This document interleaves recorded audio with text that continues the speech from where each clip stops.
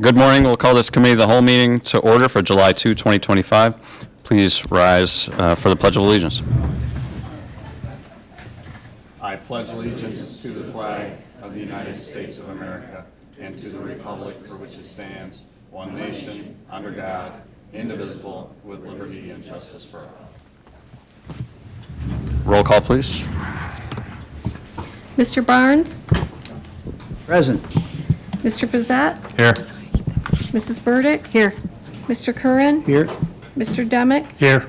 Mr. Fanton? Here. Mrs. Hanchett? Here. Mr. Harris? Here. Mr. Havey? Here. Mr. Healy? Here. Mr. Ricky? Here. Mrs. Ricketts Swales? Mrs. Root? Mr. Rumfelt? Here. Mr. Stockin? 13 present, 2 absent. Thank you. Seeking approval of the agenda as presented. Thank you, Mr. Bissett. Seconded by Mr. Havey. All those in favor say aye. Opposed, and that's approved. First on the agenda today, we're thankful to have with us here in the chambers Dave Jennings, President of the Allegheny County Fair Board, and Vice President Barb Benjamin. Dave's going to give us an update on the fair preparations, and sir, the floor is yours.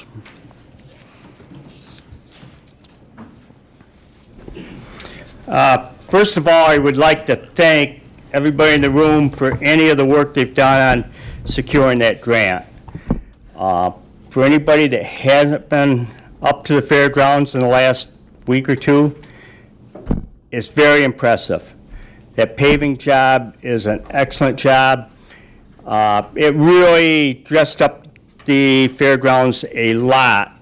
And to go along with it, I can't say enough good about Tom and your DPW workers for coordinating that effort and making that happen.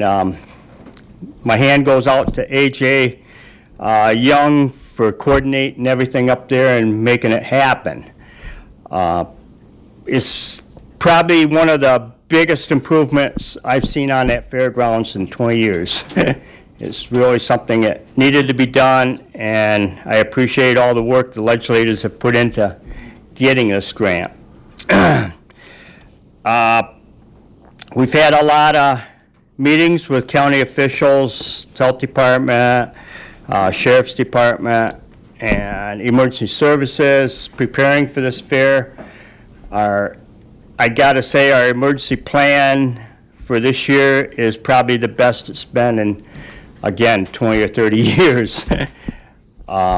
It's just taken a lot of coordination, a lot of meetings to do this. On the grant part of it, first phase was doing the paving. I've just talked to Tom, and our next phase is ordering the bleachers. And then with the money left over, we're looking at doing the amount of roof painting that we can do with that. Along with other grants, I got a $5,000 grant from a private individual to paint the inside of one of the buildings. Well, it didn't go a long ways, but it sure, the building you people are going to be in, take a look around. There's a lot of fresh paint there. But we intend to try to do some more painting in there in the coming year.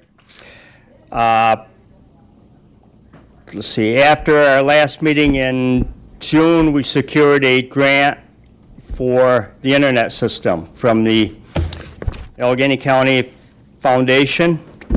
We got $3,000, so that now we're up there, last minute stuff, of course, working on internet system throughout the fairgrounds.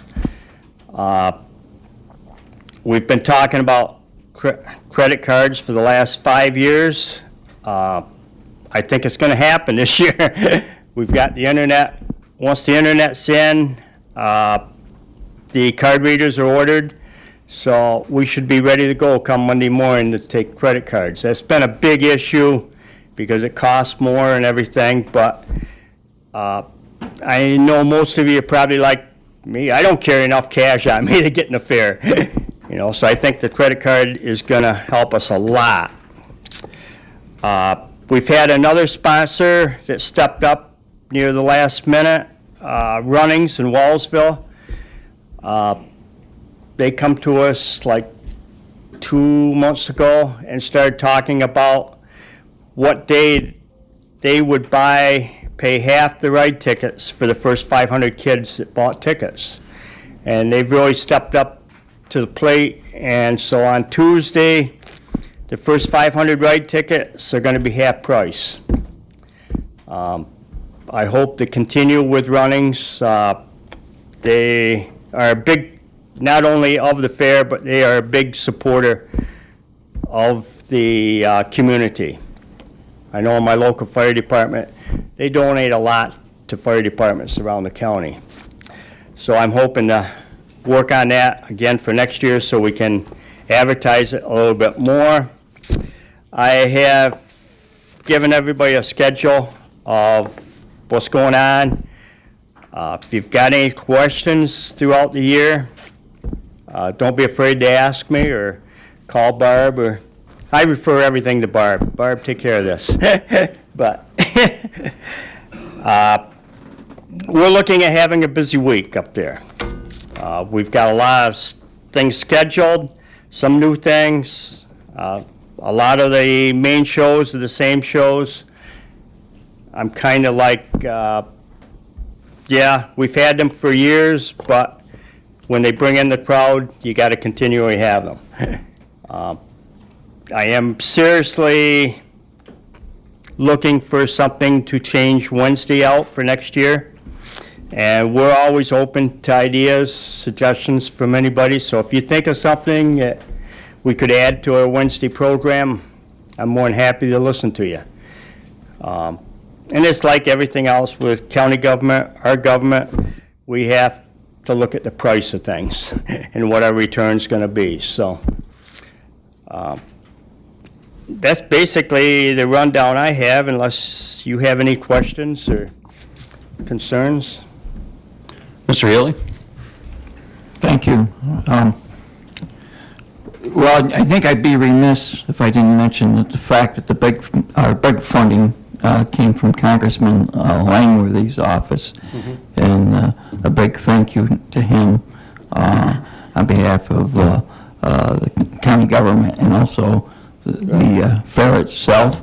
And I know that Ryan's, like you mentioned also, has been a great partner in every community, and all people have to do basically is ask, and they'll help out in any way that they possibly can. So I want to commend you for your service, and Barb also, and the rest of the board. I know, it's a lot of hard work on your part. It doesn't come easy, and it's all volunteer work. It's all volunteer. Yep. So thank you. Thank you. To go along with that, we will be getting thank you notes out to Longworthy's office and everybody involved in it. It's not just me as president. We have work days up there every Wednesday, and we have like 5 regular board members that are there. I can count on every Wednesday to help out and doing things. We've got a lot of volunteers. I don't want to mention because I would forget somebody that have really stepped up to the plate this year and come in and done the mowing. That takes time off our hands that we don't have to worry about that. And we've had a lot of volunteer help for that. Right now, one of the major obstacles we're looking at for Fair Week is ticker takers. I pretty well got that under control, but parking cars. We can't find any organizations that want to do it. We've got 2 FFA groups that are working Tuesday and Thursday, but as of yet, I do not have people lined up for parking cars on the rest of the week. But Dave, who would, if a group's interested in volunteering for that work, who would they contact, and what's the contact information? myself, probably. I've been trying to coordinate it all. So And you got a good email that we can spread around? Yep. Email address? What would that be? it's David, T-O-B, water, @yahoo.com. There's And no also, telling. Huh? There's no telling what kind of emails you're going to get now. So, also, anybody can go on the Allegheny County Fair website and contact us through that. We check that every day now, so. Dave, I want to thank you and the board for allowing us to hold our annual Fair Board meeting there again this Yeah. year. It's Thursday, July 17th at 2 o'clock at the mini theater. We appreciate you We'll be kind of there. upsetting the apple cart there in the mini theater, but we always have great interactions with the staff over there. Becky and that crew do a great job for us, and we appreciate doing that, because it's a lot of fun for us to get out there to the fairgrounds and have an outdoor meeting for a change. Mr. Bissett? I'm very happy to have you come that day. I hope to see most of you about every day at the fair. That's what I'm hoping. So, We'll be there. Mr. Bissett? One question I had, have you contacted local schools for volunteers? Because they have to community service also. so- right, yeah. we have contacted. Okay, thank you. That's how we got the two FFA groups. We did contact every school. In fact, schools have been contacted a couple times. One major improvement I can see in the education building. If you've ever walked through there, there's always 2 or 3 booths that aren't full.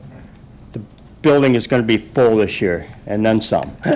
So the schools there's another participation. The schools are catching on and coming around to do it, Good. so. Dave, can you tell me who the fair is being dedicated to this year? What? Can you tell me who the fair is being dedicated to this year? Barb? Can't say yet, but we'll let you know. Okay, We publicly can't say it. okay. Okay. I have Barb get a hold of you. Thank you. Okay. Thanks. Any other questions or comments for Dave? If not, thank you for coming in, appreciate it, and good luck. Okay, thank you very much. We'll see you at the fair.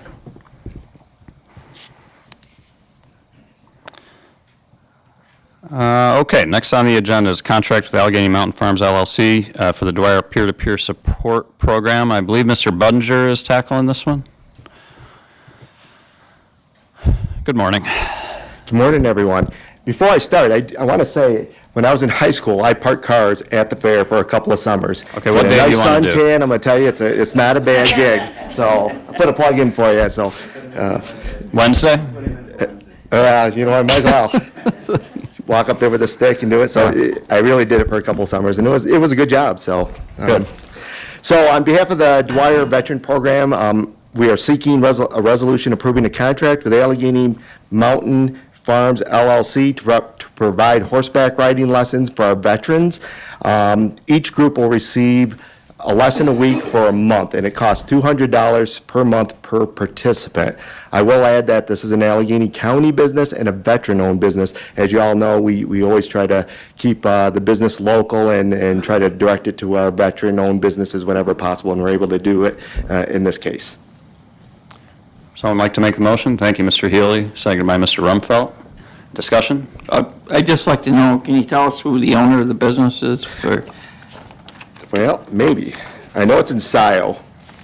Or is that not, maybe it's not appropriate, I don't know. I know I it's in can tell you Scioto. I can tell you who the owner of the business is in a second.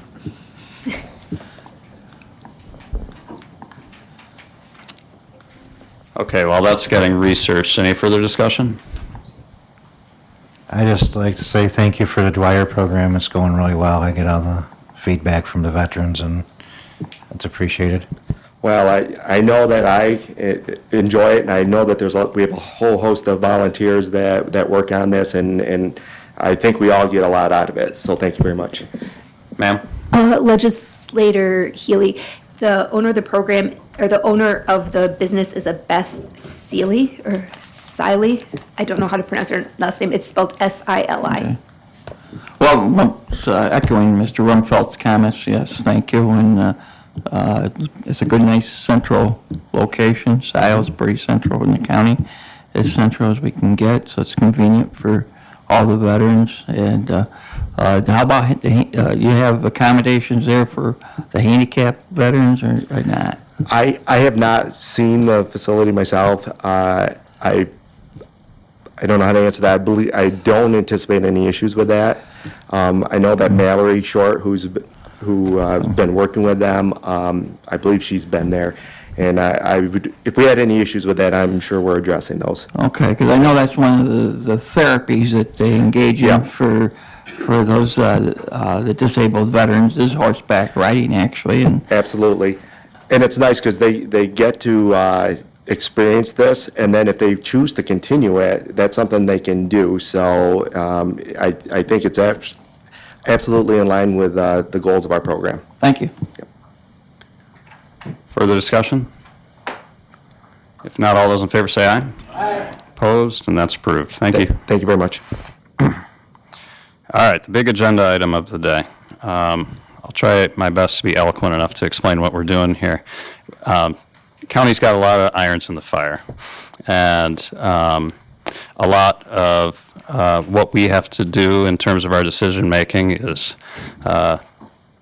related to mandated programs, whether they're federal or state.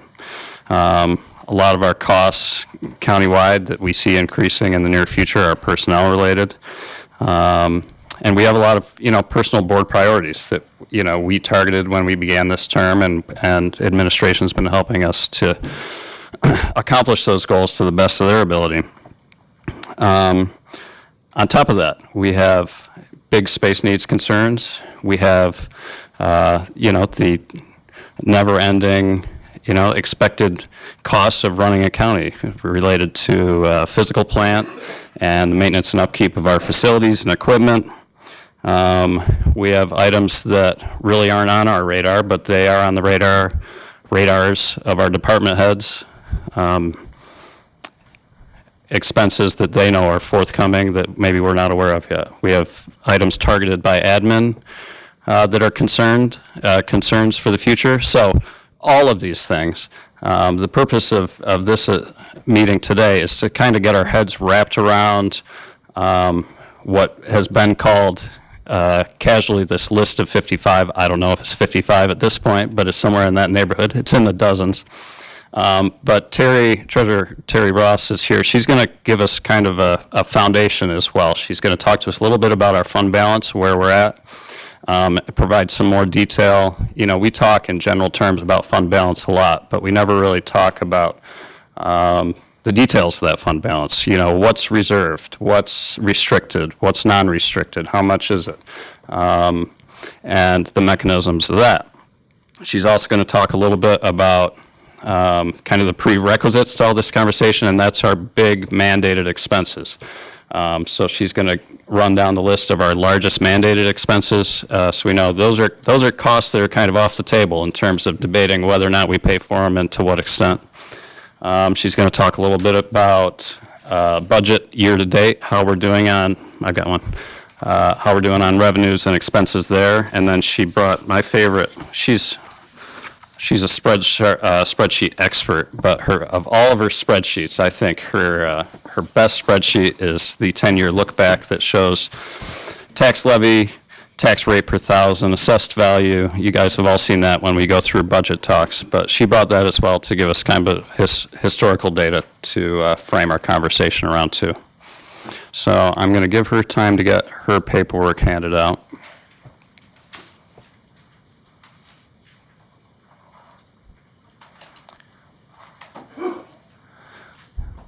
And because it's going to be a long conversation, I hope the board doesn't mind. I told Terry it'd be okay if she sat at the back table so she doesn't have to stand up for the whole time.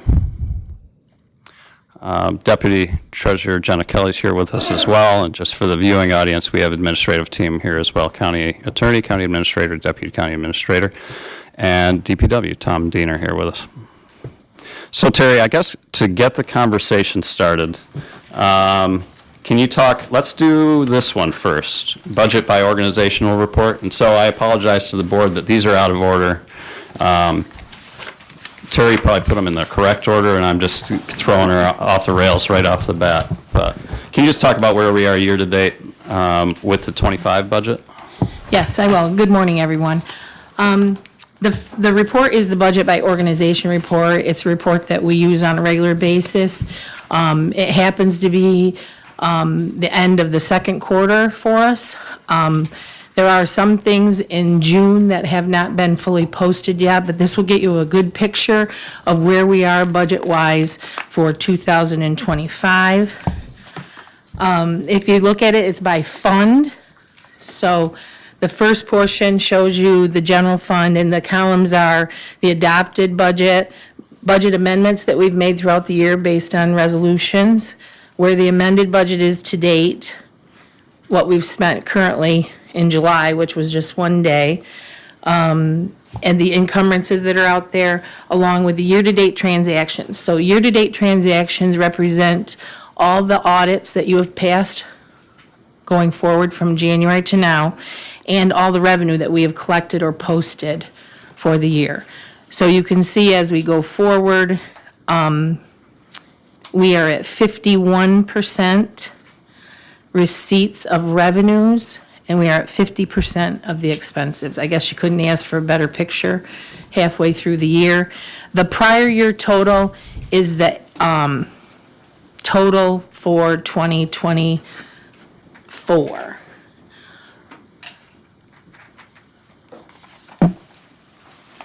So that kind of gives you everything through the funds. If you go down through, then you've got the grants that we received for CDBG. The next one is also a CDBG grant. The CD1 grant that says special grant is employment and training. That fund is strictly dedicated to the employment and training department. CDME is another community development grant that we receive. CS risk retention is for our insurances, our liability insurance. We are self-insured, so that fund is a standalone fund as well.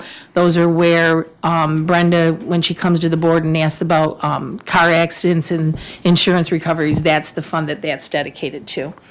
The next fund is the risk retention, which is for our medical insurance. Excuse me. So that is for our medical insurance coverage for active and retirees. And that also includes our insurance for disability and unemployment. They're both in there, and prescriptions. So it includes medical, hospital, prescriptions, disability, anything associated with medical. So that would be that fund. If you flip over the page, D is for county road. That is one of Tom's funds that is strictly dedicated to the county road functions, including snow and ice. Road machinery is for any of the machinery that we use and dedicated to other funds and charged back to other projects. Also for, help me out, is that, what else does that have in it besides road machinery and what you use for projects? That's about it, right? Okay. Capital fund is for all the established capital funds you have set up and created. There are many, many that are ongoing all throughout the year, and they roll from year to year. That fund is a little bit different in the way we account for that. We account for that on a cash basis and not an accrual. Everything else is done by a modified accrual. Self-insurance is your workers' comp plan, which is not our plan, it's everyone's plan that is a partner in that, towns as well, fire departments. And the debt service is the payments that we have on the two bonds that we currently have out, which is for the jail building and the addition to the courthouse. So overall, that grand total, we are at 59% of the revenue is received. Some of that is a little deceiving because that includes the money that general has paid to those other funds. When we put together our budget, many are aware that we do interfund transfers to other funds to make them whole, and that includes that. So that's a little bit inflated because we pay them right up front. And the expenses are about at 48% overall countywide. So that kind of gives you a brief picture of where we're at. We can certainly provide more detail if that's what you're looking for, but this is on a fund basis, not a department basis. Terry, that capital projects fund, is that majority DPW? Majority of that is DPW. A lot of our ARPA projects went into capital. It also includes like landfill closure, vehicle purchases. There's a lot of different projects in the capital fund. How does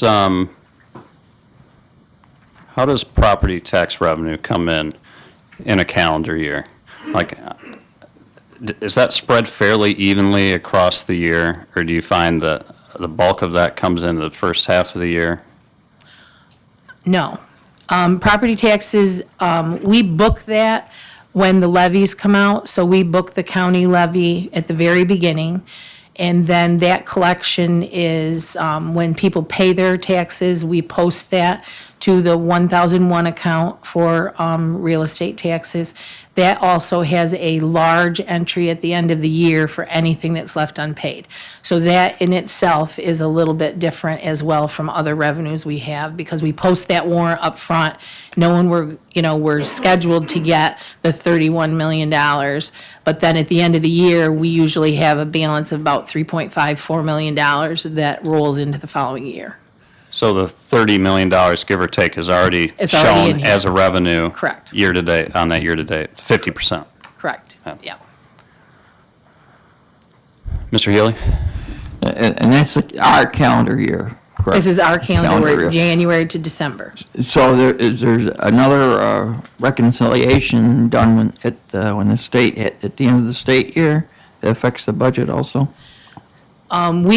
We don't actually do a reconciliation at the end of the state. What happens with the state is when you're budgeting for state aid, you're looking at 9 months of one year and 3 months of the other. So you still got a 12-month budget in there, but you may know that your allocation from April to March is X amount of dollars, so you're taking 9 months of that current year and 3 months of the prior year to come up with your 12 months.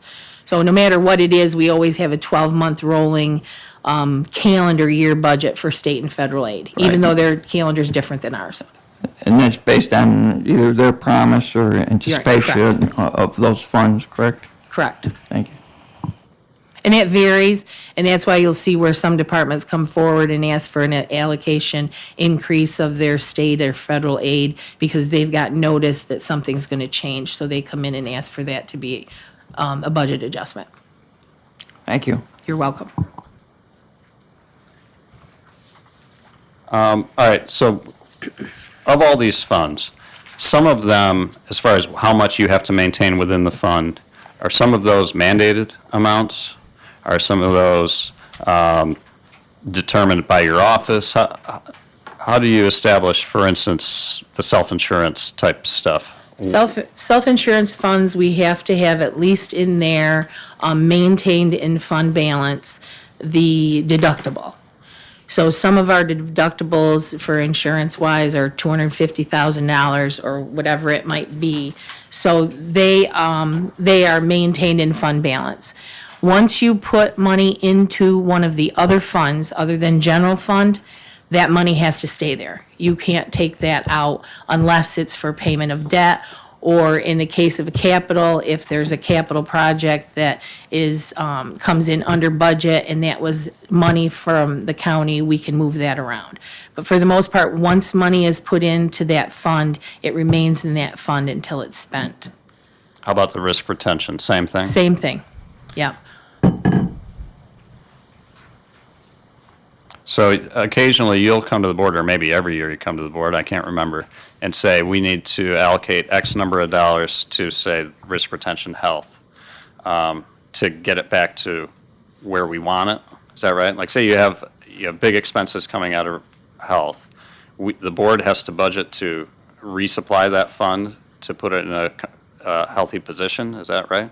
If in any given year,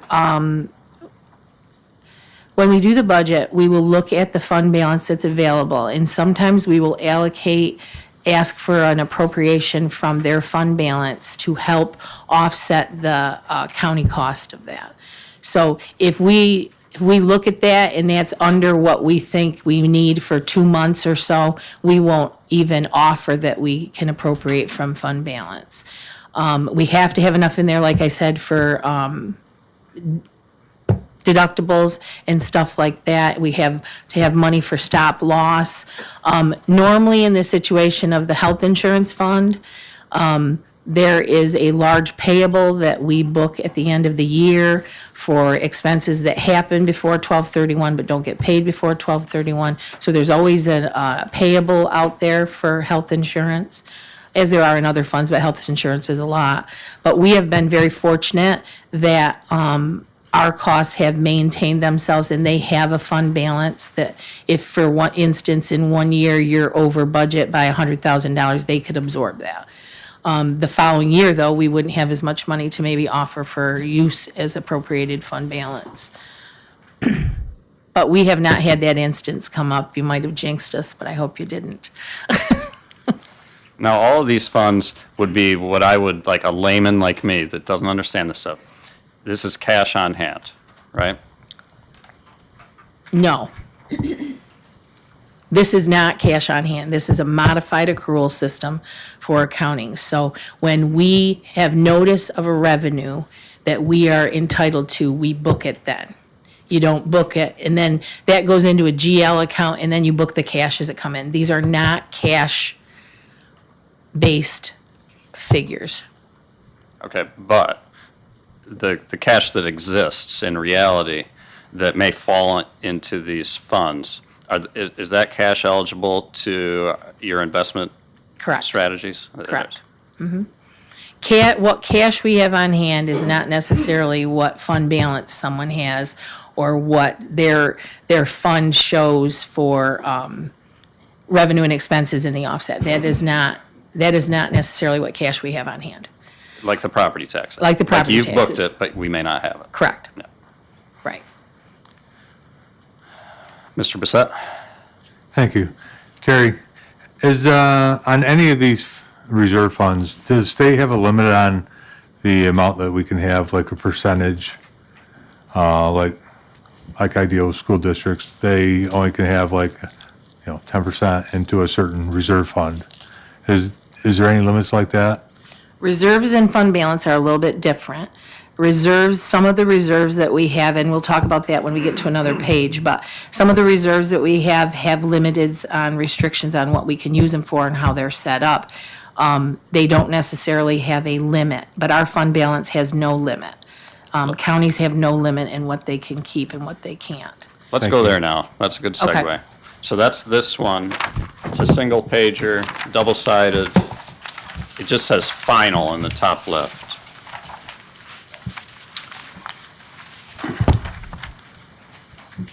So this is, am I right on the right one here too? Yep. Okay, so this is, well, I'll just let you say so I don't mess it up. Go Okay, ahead. so this is analysis that we do every year after we file our annual report to the state. That is due May 1st, and we analyze based on the final numbers. These are unaudited. We are in the process of being audited right now. We are required every year to do a single audit and an annual audit from an outside vendor. That is happening right now, but these are unaudited figures and subject to change with auditor's adjustments if necessary. But the first, the one side that you need to look at right now is the general side. So this is based on 12/31/2024. Overall, that first line shows you what our beginning fund balance was at the end of '23, what our actual now this is cash-based, okay? This is cash-based. This does not budget. It does have some numbers in here from the budget, but it is not budget. It's cash-based process. So the actual revenues that we received in general fund were the 107,558,450. We spent 107,476,331. I would say that is probably the closest budget that we have had since I have been here. We were within $82,119 of our budgeted our actual expenses and revenues.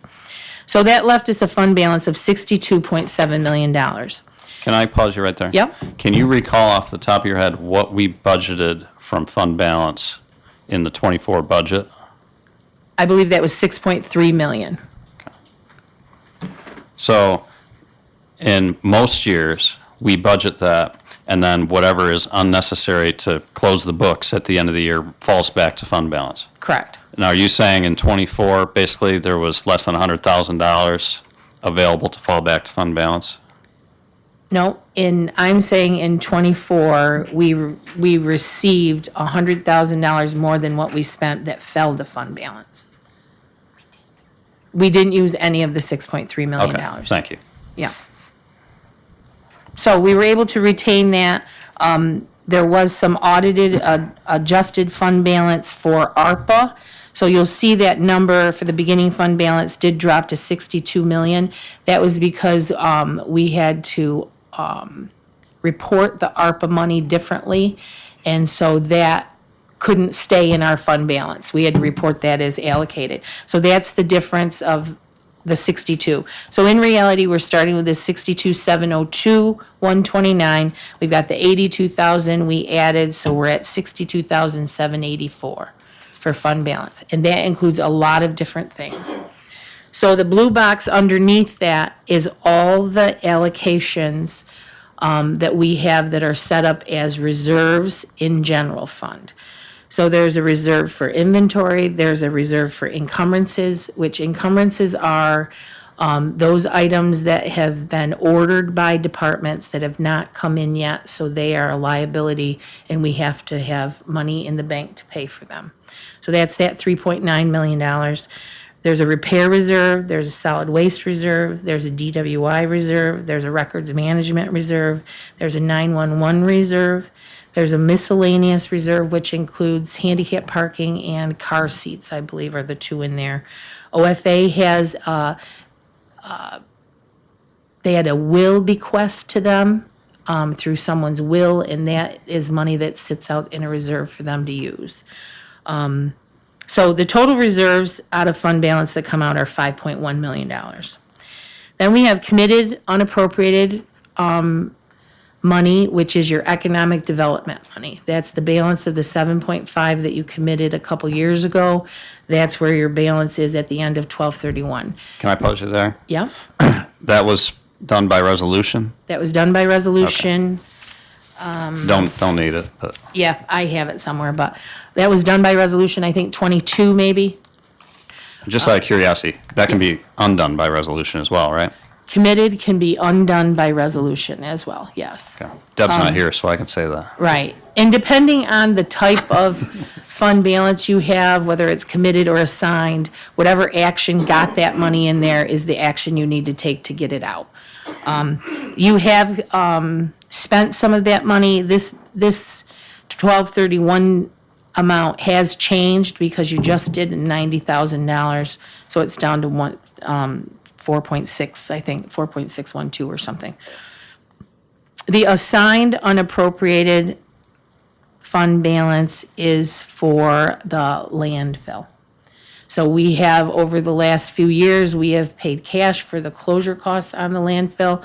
That liability is about $9 million. We have paid $4 million on our own out of that. We have a liability of about 5-something left. And this is money that we have assigned to the closure. We've allocated from that. I think we're going to have to allocate another $500,000 here soon, and we'll probably should assign some more money to that so that we can keep going on that rotation that we've done for several years. It's a 30-year commitment post-closure, but we can talk about that when we get to another part as well. Okay. So that leaves us down to the 40, and then the $10 million is what you allocated for 2025's budget out of fund balance. So can I do a hypothetical here? Yeah. If we had budgeted $10 million, appropriated $10 million of fund balance in 2024, and all other things being equal, we would have utilized $4 million of that in order to close out the books for '24. Is that right? I guess let's do it the other way. In '25, all things being equal, at the end of the year, the hope would be that that $10 million falls back to fund balance, right? Is that your expectation? I think for 25, we have the potential of using some of that. And when was the last year you think we actually used some of it? I could go back to, I could go back and figure that out. It has not been within the last 10 years, I don't believe. Which is part of the report I gave. There's another report in here for 10 years, but I have a separate fund balance analysis that I can have available for another meeting that we can go through that. So in your estimation, if you look at 24, if we budgeted 6.3 million, allocated 6.3 out of fund balance, all of it fell back to fund balance, and the revenue and expenses were within $100,000 of budget estimates, you call that a win from a budgetary standpoint? I do call that a win. Okay, I guess maybe I'm tiptoeing around it. I think maybe what you're getting to is there's money in our budget that is based on estimates of number of clients, let's just say. You have number of clients or number of students that go to school or number of services that you provided in the health department or in social services. There's numbers of those that are based on an estimate. That estimate is usually an even estimate. If you are way below that, then you're saving money in your budget. Now, even though DSS is not dollar for dollar, Tom might have that instance in his budget where he decides not to buy this piece of equipment today, but we're going to wait a year to buy it. That's in the budget. We're not sending that, and that's all county money. So it's different depending on what department it is, but you have to come up with an estimate for the plan, which the budget is a plan. So you don't want to go high and you don't want to go too low. You kind of want that sweet spot. Sometimes the sweet spot is higher than what actually happens. And See, well, that's that's a when, criticism we always get, is that, if you put a lot of money in contingency, or if you're drawing a lot out of fund balance in anticipation of, or in the hope and anticipation that it's just going to fall back to fund balance at the end of the year, a perception would be that you're just not accurately budgeting. But in reality, there are so many variables in expenses from year to year. I mean, just like that competency stuff. It's just one example of how something could be a zero expense line item one year and could be hundreds of thousands of dollars the next year, just based on circumstances outside the county's control, right? correct. Yeah. And this $10 million was a budget gap. We had a budget gap, we needed money.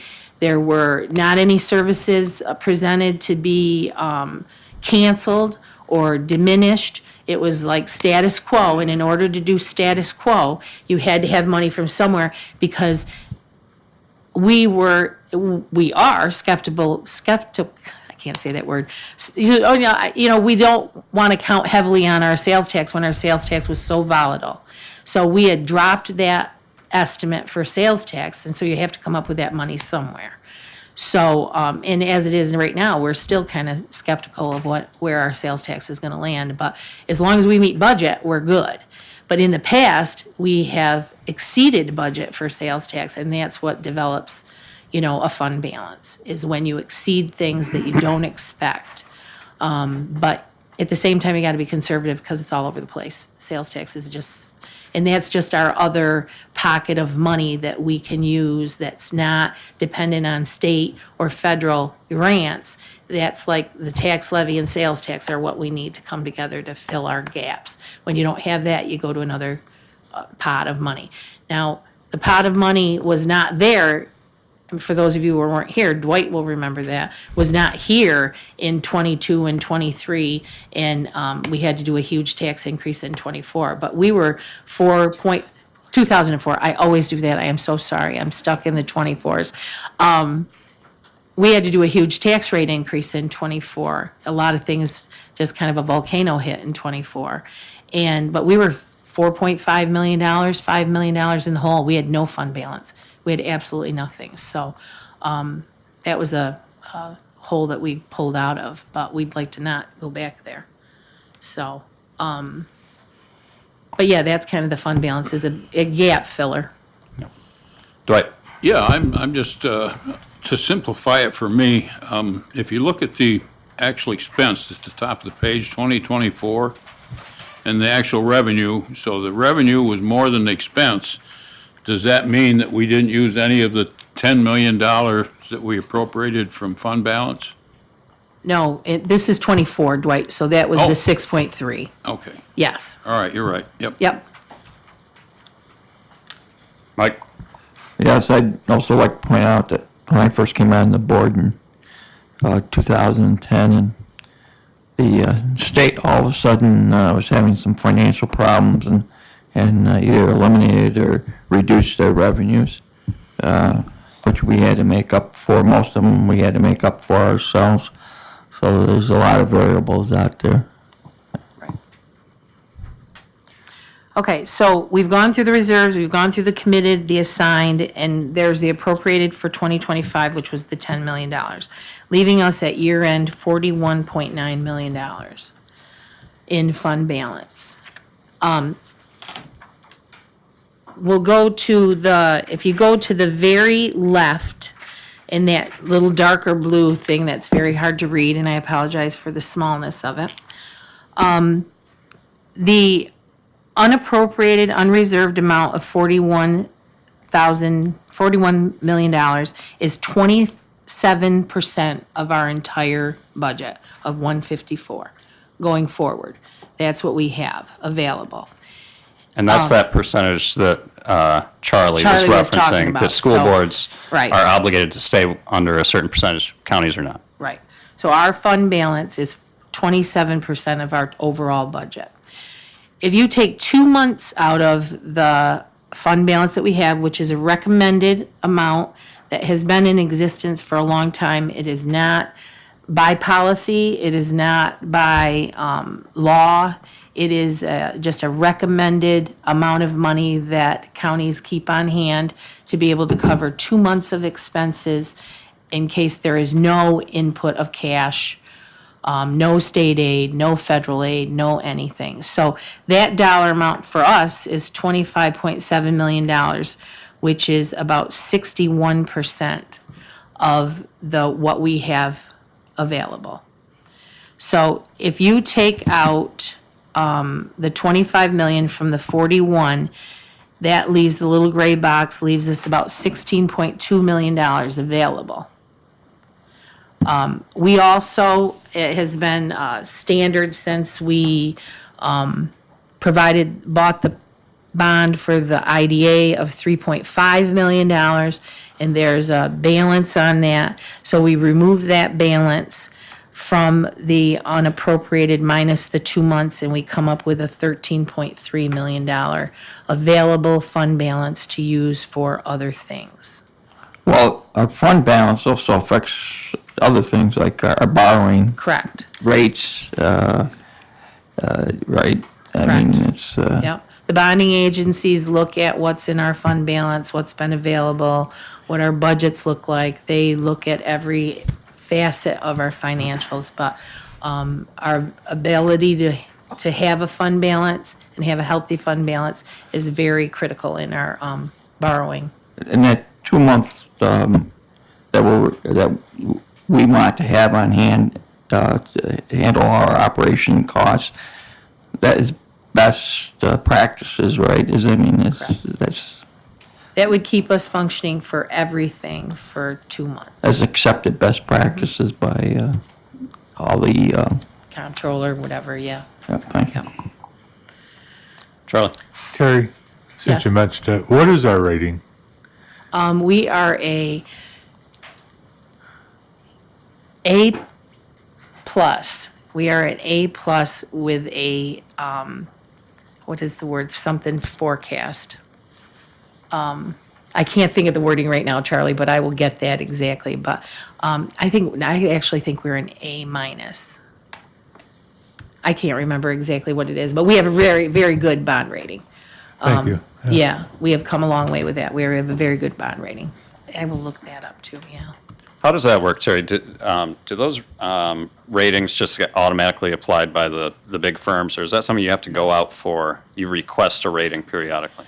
You usually request an update when you go out for a new borrowing, And then there's a protocol that you have to go through, that we have to meet with the rating agency. There's plenty of phone calls. Chris has been on them before. They ask different questions. You have to give updates on the whole county status economically, population-wise. We have to fill out a lot of paperwork for rating agencies. So the last one we did was with Standards & Poor's. So that's the last report that we have. And we had to just do that when we went out for the refunding of the last borrowing. Do you know what it is? Okay, A+ stable outlook. It was the last one. Do you know what year that was? Last year. Yep, 2024. And that's Standard & Poor's, right? Standards & Poor's, yep. Is that the best rating, or is there an A++? Oh, yeah, there's more. There's higher ratings than that, but that's very good for a county to be at, so. I think you can get A++, I think you can get AA+. I think there's a lot of different ratings. Yeah. We don't have that kind of. All right, does that clear up some of the fund balance questions? The reason for building that foundation on the conversation today is because so much of what's on this big list is not budgeted for 24, what year is it? 25. Thank you. It's not budgeted for 25. Admin's probably, and the budget committee, going to really need to discuss prioritizing these so they can budget for 26, those projects that the board determines to be priorities. Really, the big project is the DPW facility and whether or not we're going to go out for bond and when. And obviously, there's nothing budgeted right now to absorb a bond payment like that. So if the board is going to take on a bond payment, that it'll be in excess of $1 million a year. And we're just like spitballing numbers, but what are you thinking? 1.5 million is a potential bond payment? I believe it'll be more than that. Okay, so Our pushing last to, borrowing was for the the courthouse, and that payment is like $1.2 million. the only real revenue source for that, if we don't intend to raise property taxes, is fund balance. So that's the reason for the fund balance discussion. And then all of these other projects, if we're going to fund these, same thing, if we're going to fund these in 26, we're going to have to allocate more fund balance to address these projects or concerns or anticipated expenses and so forth. Gretchen? I know we've talked about this before. If you could refresh my memory, when are the other two bonds done? One is done in One is done in 29, and the other one is done in 35. 35, I think. I think so. So as far as budget goes, I'm going to address one of the elephants in the room. And it was, unfortunately, when I was not at meetings last Wednesday, I watched Mr. Hooker get fed to the wolves on a $300,000 ask for, again, this is one of those items I would certainly not call a board priority. It's not a board project, but it's an expense that's associated with the continuing operation of county business. So as he mentioned, I don't mean to talk about you while you're in the room, but as he mentioned, that expense is something that's been known for a period of time.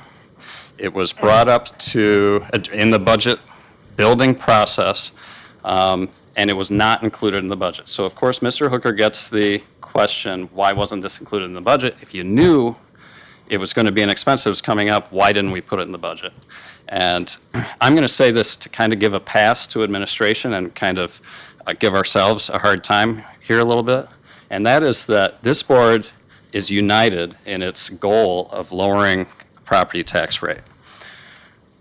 In order to achieve that, admin understands that. Now, when I say admin, it's synonymous with budget officer and deputy budget officer. They're aware of that goal. So when they come to us with a tentative, they know they have to achieve, at least closely, achieve that for the board. So we don't have to go through the tough process of either making cuts ourselves or raising taxes or allocating more out of fund balance than the budget officer and the deputy budget officer are comfortable with. So while Terry may say, we did that because we weren't sure what the actual expense was going to be, in reality, in my opinion, and this is some inside baseball here, I think she's providing cover for the board and saying, I brought you a budget that you can be proud of, that you're providing a tax rate decrease, knowing full well this thing from poor Mr. Hooker was going to come up later in the year and we would have to draw from general fund or fund balance to pay for it. Now, I'd be interested to hear if there's any contrary opinions to my thoughts on the matter, but we have to remember as a board, if we want to be totally honest in our budgeting process, especially going forward with all this stuff coming up, we can't just say, like an MTS, we know it's coming, but we're not budgeting for it, we'll pull it out of fund balance. We've got to be better budgeters as a board, but I'm telling you, it might look ugly as we get into the process. Well, and MTS is a good one to bring up because you have not budgeted that for any of the money that you have spent with MTS. You have simply appropriated from fund balance. So that has never been in the budget. You have never asked to put that in the budget. It is just something that has rolled along. And that is one of the things that is on our list. And here's what would have happened if we had budgeted for that last year. And I'm just going to say $1 million expense, knowing that it's maybe a little less, maybe a little more, and whatever. Say that's $1 million expense. If we had budgeted for that last year and not allocated more out of fund balance, we would have had to increase property taxes 4%, 5% maybe? Is that accurate? And you would have had to override the cap. Yep.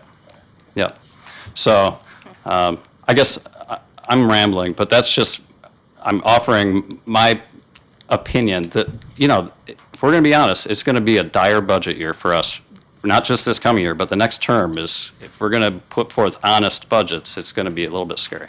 Mr. Healy? I think it would be helpful too, and you sent us one, I can't remember how long ago, an update on all the pilots out there, and how many pilots we have in every district and every town in those districts, and which ones are, the status of those pilots, whether they're paying their pilots, they're not paying their pilots. I think that would help be, something up to date on that would be helpful in us looking at our budget process too and how we want to proceed. Mr. Bissett? Terry?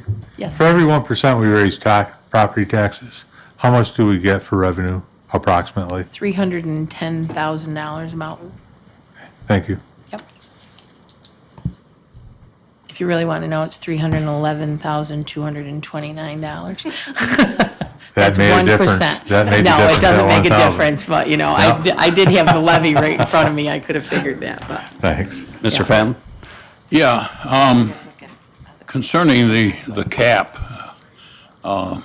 we've had inflation in DPW especially of 10, 15, 20% on everything that we get.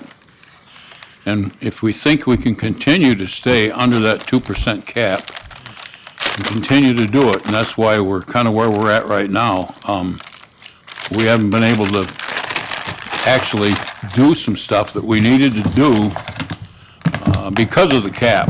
And that should have been taken care of a long time ago. Even if you didn't use it, we should have done it. So that's my thought on it. Whether I'm in the ballpark or not, doesn't matter. We're where we're at. So it is going to be a tough budget next year. I'll give you that. We have gone to the cap the last couple of years, right? It just so happens that the assessed value's gone up enough where we could still give the taxpayers a rate decrease. But that's not going to, last forever either. I just think, at least since I've been on, there's never been an instance where the assessed value didn't cover the levy increase, Correct. right? Last year, the 2% is a loose number, and there's some calculations that go into that. And this year, 2025, we were 2.7% over our levy from the prior year. And we're allowed to do that because there's some rollover and there's some other things that happen in the calculation.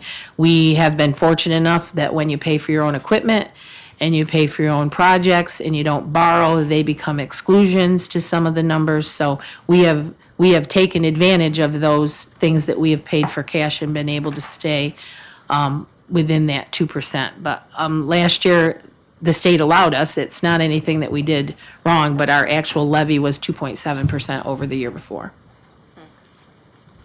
They apply some kind of formula They to do. to take inflation into consideration too, right? Correct? But the cap would never be as high as inflation was over the last couple of years, where you're seeing No. 6-8% inflation rates and stuff like that. They would that we could never keep up with that, right? No, correct. Year before, we were at 1.9, so. Yeah, I wonder why the state doesn't recognize the local tax cap when they consider increases in local shares of state programs. It's like, how can they increase our local share on something, 50%, without remembering that they are We're- applying the 2% tax cap to us? It's, And our 2% cap is on a levy, while the state's 2% cap is on spending, and that is a big difference. And that's why some of that, at the state level, you'll see they shift things from an expense to a revenue or a credit, and that makes a difference in what they can do.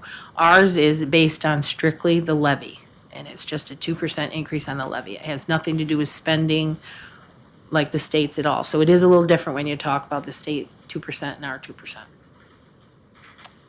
Mr. Stockton. I would just say that back at the town level, when they first started the cap thing, and we were doing that, it became very clear to us right off the bat, we're gonna go broke if we stay under that cap, stay within that cap forever and ever. We can't operate eventually. So we have gone over it intentionally more than once, just so we didn't have to have sometime a huge tax increase. So I think it's a faulty system. Well, we utilize the fund balance to level out that as well, which is a consideration for the board. If we start talking about taking a big chunk out of fund balance to tackle some of these projects, it will be limiting in terms of what we can allocate in budgets to smooth out any tax rate increases.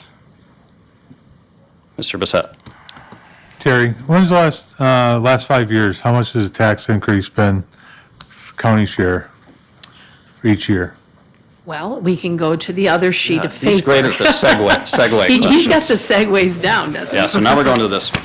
Okay, so the long sheet is a snapshot of what I actually have in the office. I have this information on this sheet back to 1996. So it can go, this is a 10-year snapshot, this page right here. This shows the levies. It shows the difference all the way back. There's a 10-year average in both dollars and percentage, and there's a five-year average. It will show you the dollar change from last year to this year. It will show you the percentage change, and it will show you those averages. So each block shows something different. The first one's the levy. The second one is the average county tax rate per thousand. The third one is the county taxable assessed values. And you can see that that varies. One of the lowest increases we had was in '22, and then the highest was really in '24, out of the last 10 years at $194 million. The rates have gone down significantly in the last 10 years. That's the block before the taxable value, to $12.77 per thousand. And primarily, that is based on a lot of benefit from the assessed value. The last one on here is our actual budget. That is our budget increases from year to year over the last 10 years. The percentage change in budget, the 10-year average, and the 5-year average. There's some little notes down there as well. I try to keep track of them. If you go back further in this spreadsheet, it shows like when our sales tax rate changed. It shows you, there's many different things, but I can only fit 10 years on a page. How about that? Mr. Healy? So, without getting into any specifics, I believe there's also a court case out there, involving one of the towns in Reeville that could affect our levy too, on the county level. So we have to be mindful that, would that be Yep, a I big have that. impact or not? Yes, in fact, it will, and it's one of the concerns that we added to the list of 55 that became 56. Any more- Let's, we may need a longer conversation on that at some point, Yeah, but it'll probably have to be an attorney-client. that's fine, yeah. But I do have that information, I have that number, So that's another liability we could. Correct. Could have, thank you. correct. So if you flip from that page and you go to the second page of that, that's where it shows the differences in sales tax. I have not put the actual numbers in this spreadsheet yet. I really do that after we get a good audit done of the numbers for actuals. But this does show the budget for '24 and '25, so some of those numbers will change when I get the actual numbers in for '24. You hit your number though, right, for 24? Yep, but we did hit our number, yep, for '24. And You you deserve a can, little credit there too, County Treasurer, for your budgeting on sales tax the last couple of years, because there were a lot of counties that got, and not just counties, cities in, very nearby us, that got a little overexcited with all the sales tax increases, like coming out of COVID. And I thought it was very responsible of you to set, especially in '24, where you set the sales tax numbers. And so it always makes you feel good when you get out of that, knowing that you hit your number. yeah, I was doing a big whew Yeah. on that, because that was, we were lucky. We were one of the lucky counties that we didn't over budget for that in '24. And that shows the same things, the dollars, the percentages. It's good to note that in 2019 is when the internet sales started. So that really is when you saw our sales tax really increase over the years. Obviously, COVID was a big time for that as well. And we steadily have gone up to hit, in '23, we hit 30 million, so. Do you know the year Quickly's open down there? I don't have that noted, I have that on another, spreadsheet, Down but at I don't the, have that on here. yeah, I-86 there, I'm sure that helped, Right. it's helped quite a bit with sales tax too, most of which is from non-residents probably. Then I've got the constitutional tax limit on that, because not only are we limited by the 2% cap, we are limited by a constitutional tax limit, which is a whole nother calculation, different from the 2% cap. So, and we have, when you'll see that we were at 96% in 16, 92%, we have worked ourselves down. That also is to the benefit of paying for our bridges and equipment as we go and not borrowing money on those. And you're not supposed to be over 80.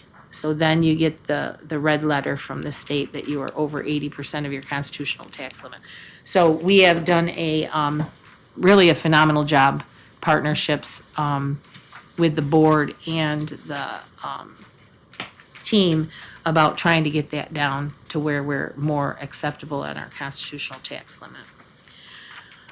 The next portion of the, that sheet 2 shows our revenues and expenses countywide for general fund only and then all other funds. So you can see, again, the 24s haven't been updated. They're more updated on that fund balance analysis than they are on this sheet. But we will eventually get that completed and back to you. The next page is all about state aid and federal aid and shows you the fluctuations in some of that from year to year, or the stability. I mean, sometimes it stays relatively the same, and sometimes it does fluctuate depending on what programs the state and federal government decide to sponsor, or the new grants that we've gone out to. So fluctuations are based on grants and allocations from both the state and the federal government. But you can see that per fund, how that runs. The last page is pretty much just a summary of where our money comes from the top 4 sources. Top 4 sources are the tax levy, sales tax, state aid, and federal aid. and it shows the percentages of the four major funds, funding sources. So tax levy usually is in the 30%, 32%. Sales tax is roughly around that same. It fluctuates a little bit more.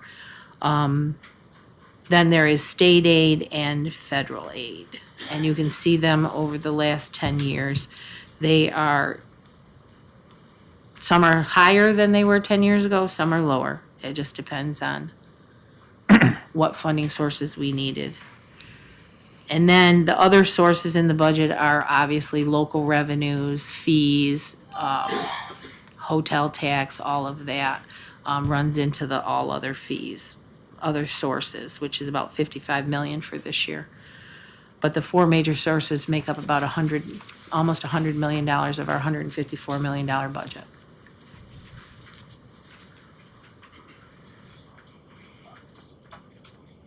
Oh, did it? Okay. Did you look that up? Per Mr. Hooker, Quickly has had a soft opening in 2020. So it was COVID. So this is really just a snapshot. And like I said, I've been keeping this myself since 1996, so I have a lot of data about the history of Allegheny County and the history of all that. So it's worth it to keep it going, and it's very, it's a good snapshot of where we have been. Any questions, comments on this one? All right, before we get to the last one, let's do just your top 9 mandated Okay. real quick. Many years ago, NISAC came up with the top 9 mandated programs countywide, and every county had to put forth their costs for those 9 programs. I was trying to kind of give you a picture of what we're required to do and what we might have left to do with our funding. These are the top 9 that we used back in 2011. And I had asked Don to give me the youth detention. It was a $75,000 number in 2011. I don't feel like it makes that much of an impact on here, and I didn't hear from him before I made the copies this morning, so I don't have that youth detention number. But this shows the 2025 budgeted expenses for the 9 programs. It shows the state aid that comes in to help us support those programs. And it shows the net cost, which any net cost is really the cost to the county that comes from the levy or primarily the sales tax. So I've used the levy as the example to use the percentages of. So overall, those non-mandated programs, we don't have a choice. Those are the ones that we have to provide, and along with many more. We have a list of mandated and non-mandated programs, and they go mandated, funded, mandated, not funded, non-mandated, non-funded, non-mandated, funded. So we have that big list of programs. It has not really been updated with numbers, so I wasn't able to give that. It's a huge spreadsheet, and it's really hard to understand. But, willing to do all that if that's what you need to do for this upcoming budget. But these are just the top 9. So these use 60% of your levy to provide the services for these 9, really 8 programs on here. Then you have to add in the obligations that you have, which are the debt. So we have 2 debt obligations, the jail and the courthouse. So those are under that 60%. So the jail services, our jail payment is $1.5 million. That's principal and interest on an annual basis through 2029. We have budgeted this year about $400,000 for housing. It will be nice if we make that. I'm not sure if we will or not, but that's a number we have in the budget for a net cost of 1.18. We also include in here the operations of the jail, because without the jail, you don't get to get the housing. So This is the operation of the jail, and this is the jail and the buildings and grounds for that. It does not include any fringes or any other indirect costs on that. So they have revenue that comes in, which is from the court security, and there's another revenue in there, not a very big one, but those, that is netted out, so that's about 23% of your levy. And then the new office building, courthouse addition, that bond payment is about 8.43 at this point. And that expires, Jenna did look that up, is 33, so. So overall, these 9 programs plus our debt use up 90% of our levy. That really leaves you about $3.3 million to go for the other services that you provide that need a local share of money. And obviously, we use our sales tax to cover some of that as well. It was ironic when I was looking at this for 2011, the percentage was 90.26. So it hasn't fluctuated, and what has fluctuated has helped itself to stay within that 90%. But I was relatively surprised to see 14 years later that it's about the same percentage of your levy. Mr. Healy? Of course, the jail, when they built that, they doubled the size of the workforce. So the cost of personnel, as we all know, goes up and up. And the legacy costs of the personnel too. I don't think probably keeps pace with the, what we bring in revenue. And also, does this include, when you say the operation, does that include what's in the DPW budget for repairs and all This that? includes the buildings and grounds portion and the jail operations. It does not include admin, civil, it doesn't include any of that. It only includes the jail portion. Okay, thank you. And no fringes, though. It doesn't include any fringe benefits. Or for Which are- retirees. Yep.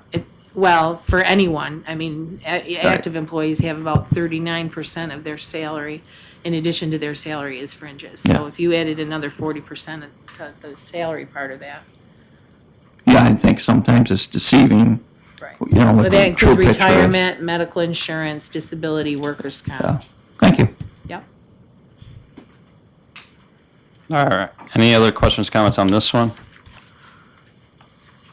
I'll just say real quick, this is the one that has Legislator Burdick worried when talking about big, beautiful bills and how the state reacts to any changes in Medicaid from Washington, whether or not the state decides, instead of fixing their processes or changing their eligibility requirements, they decide to just pass those expenses onto the county.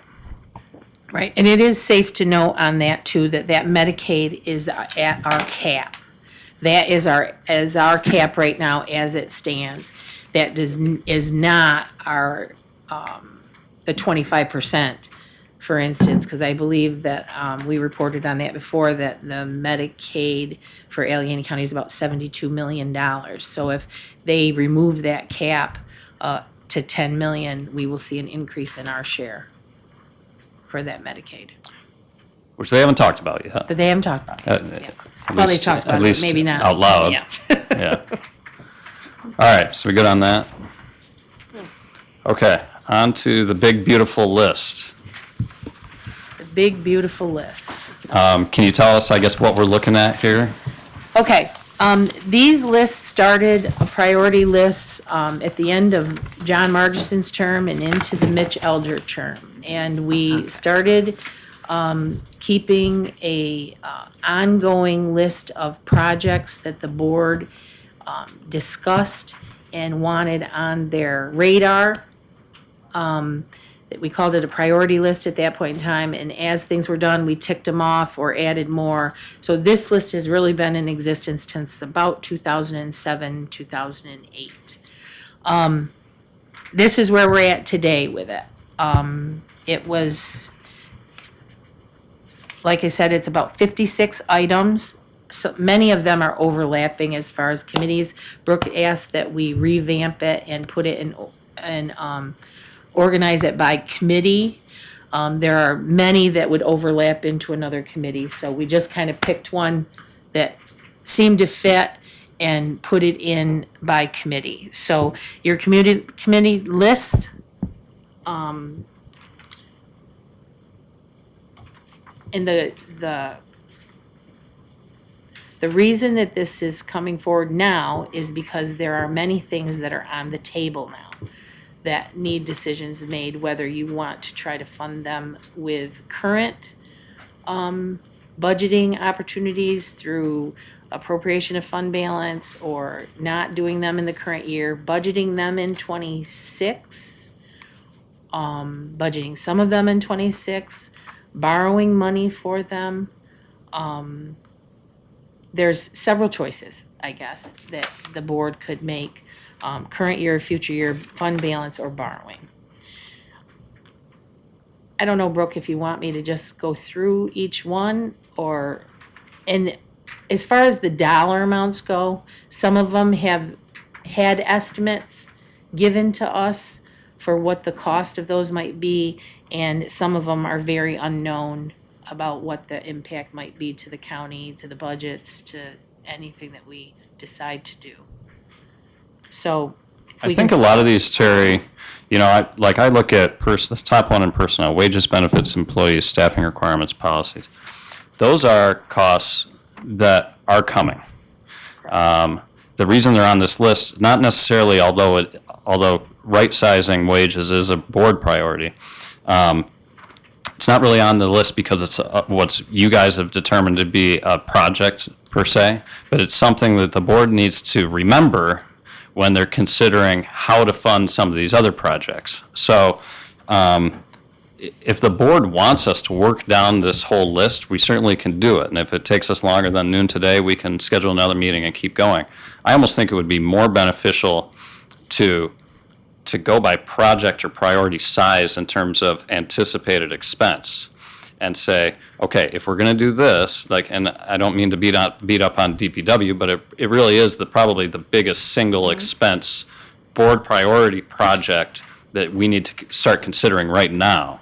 I think it's probably more beneficial to say, okay, let's talk about these projects, and are they still board priorities? And if so, let's put this in the must-do pile and say, okay, we must do this. How are we going to fund it?